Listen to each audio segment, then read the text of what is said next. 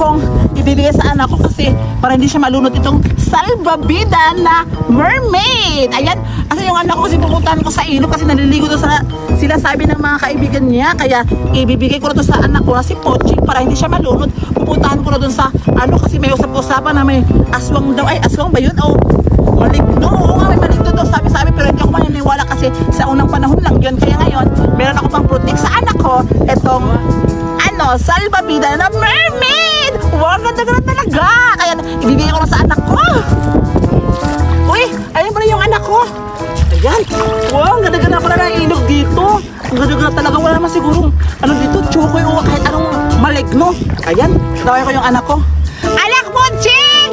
Anak! Anak Poching! Poching! Tinawag mo na ang mama mo! Yes, Mommy! Halika, anak! Yes, Mommy! Alin? Naligo, hindi pa namalan dyan, anak?